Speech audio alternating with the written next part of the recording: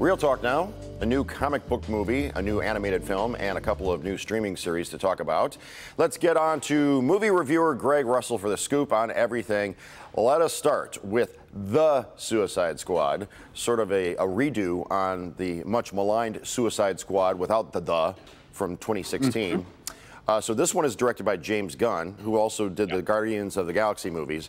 Right. So I'm assuming that you've seen this. Yes. People are raving and saying that it's one of the best superhero movies of all time. Is that true? It is one of the best. I was going to say, I wouldn't necessarily say of all time, but it is a fun experience. I watched it last night with a regular crowd, not the, viewing for the critics and like that. And the people, I stopped them when they came out and talked to them. They said, oh my God, they loved it. It's funny, as you can expect, a lot of action in it, and just a lot of other little weird twists. I mean, my favorite character, Jason, is this girl called the Rat Catcher. Yeah. And it's just... And it's Rat Catcher too, right? We have a clip. Let's show the clip.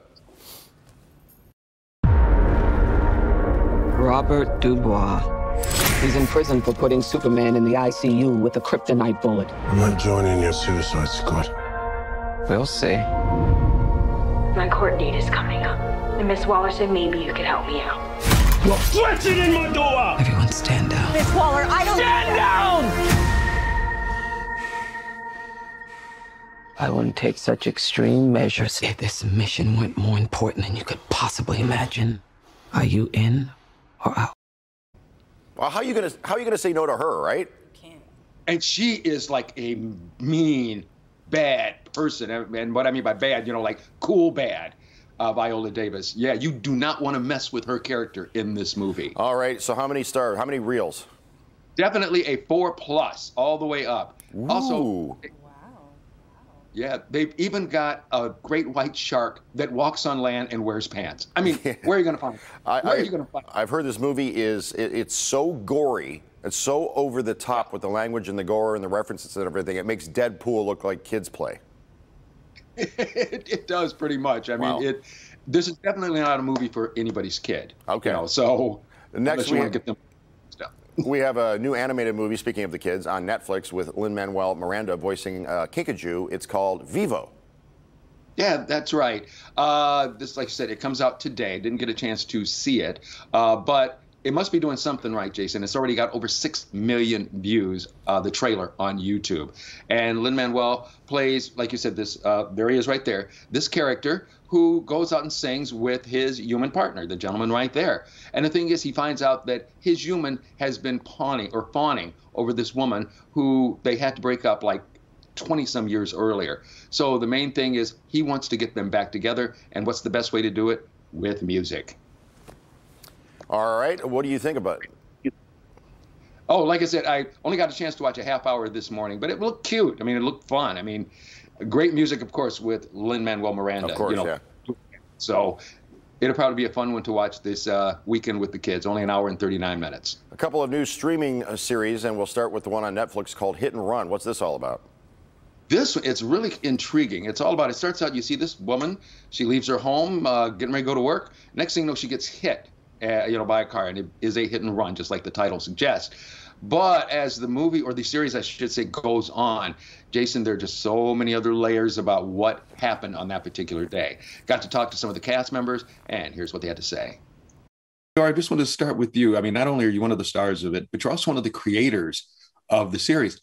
How did this whole idea even come about? What is it to be a man that losing his wife or losing someone that he really cares for? And this is how we started to develop the story of a woman who's got killed in a hit and run accident. And because we love to do shows about trust and about identity, those things that we really want to explore, we started to talk about that, and we created that show. Even like your character, she was the woman who we had just talked about, who a bad situation happened with her, but she truly became the main focus of the story, and people just wanted to keep unwrapping, I guess you could say, her onion, just to find out what was at her core, right? Absolutely.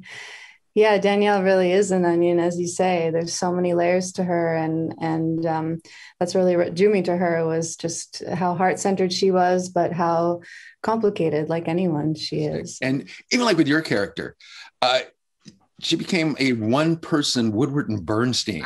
Whip smart, passionate investigative journalist. And I think at the beginning, when we first meet her, she is, you know, she's a little stagnant. She's feeling stagnation in her career, in her marriage. And she and Segev have a past. He comes to town to try to solve his wife's murder and enlists Naomi. And, you know, it's a little complicated because they have a past, and yet she cannot stay away because she wants to get to the bottom of this. Okay, Greg, would you recommend the series? Yeah, I would, because once you start getting into it, Jason, you really want to find out what happens at the end. So, yeah, so if you get a chance, yeah, check this one out.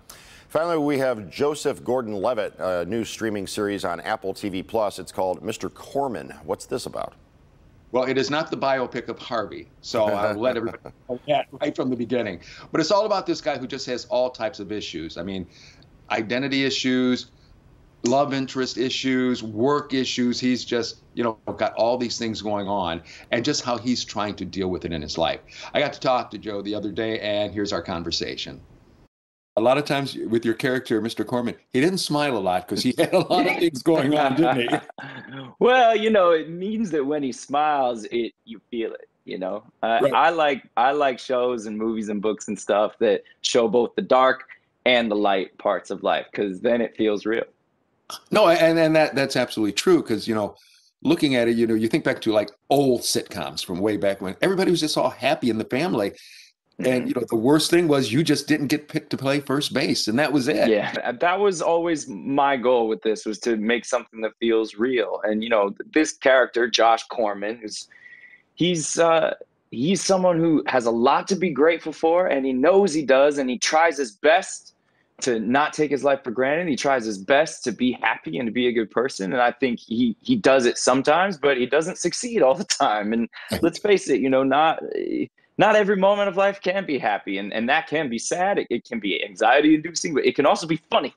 At least I find it funny sometimes. And, you know, that's the sense of humor of Mr. Corman. Also with your family, I mean, Deborah Winger is your mom. I mean, that was just perfect. I love Deborah. Isn't Deborah just a treasure? I feel so lucky that she decided to be on this show with me and play my mom. And, you know, my mom was moved that Deborah Winger was playing my mom. She's, you know, she's an icon. She's really a trailblazer. All right. What do you think about this one, Greg?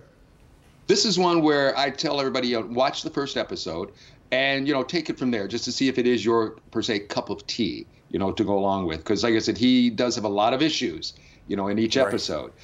Just depending on, you know, what issues you may have going on, depends on if you want to continue watching. I'm still stuck on the fact that you gave The Suicide Squad 4+. I've never heard a plus tacked onto the end of one of your 4 stars, and you never give 5. So I have to think that speaks volumes.